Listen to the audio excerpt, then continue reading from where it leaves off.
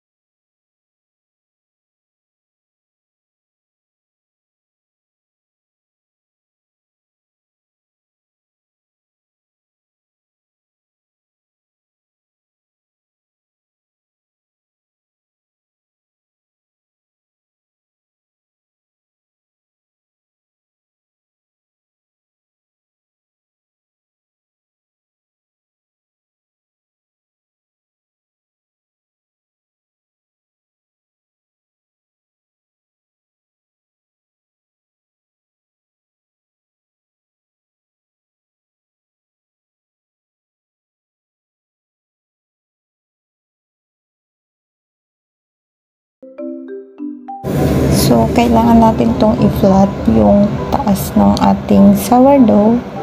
And saka natin siya tatakpan ng tela papuntang ref.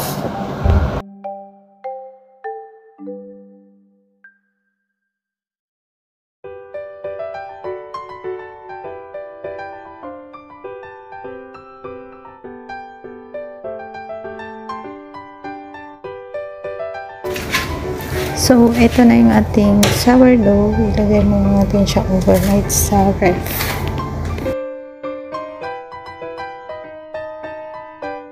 A few moments later.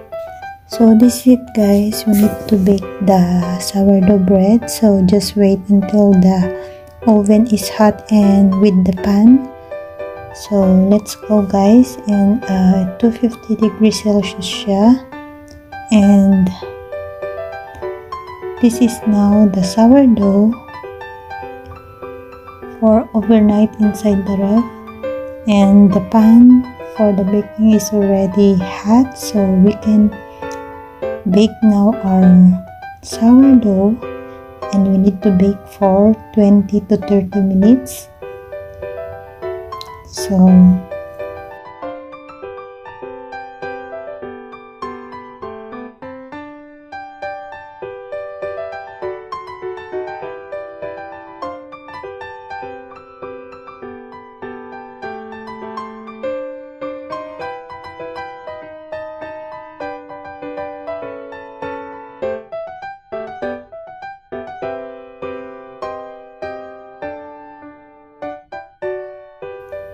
So first guys, we need to remove slowly on the big bowl the sourdough, and we need to put some dry flour so easy to remove, and flip and put to the baking pan with the cover and bake it with the cover.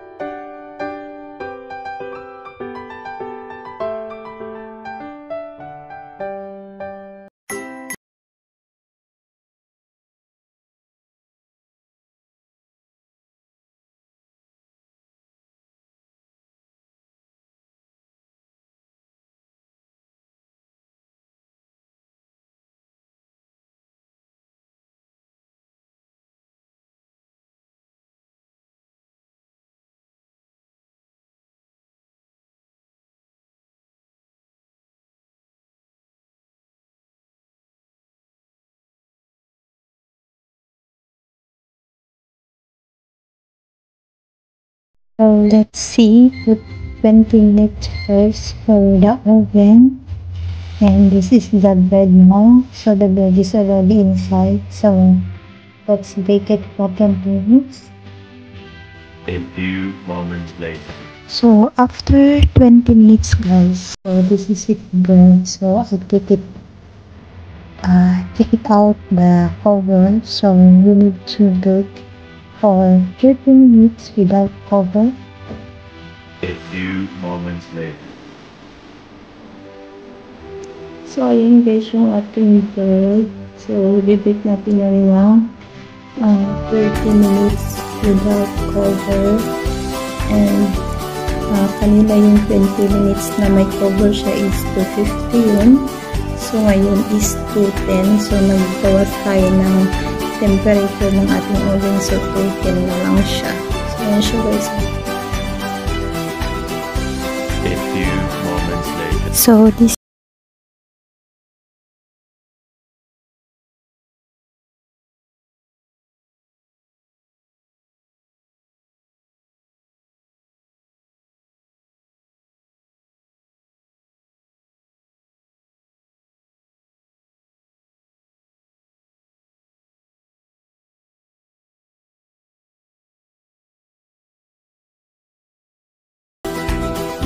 So again guys, thank you again for watching. See you in the next video. Bye bye. God bless everyone. Hope you like this recipe. Thank you so much. Bye bye.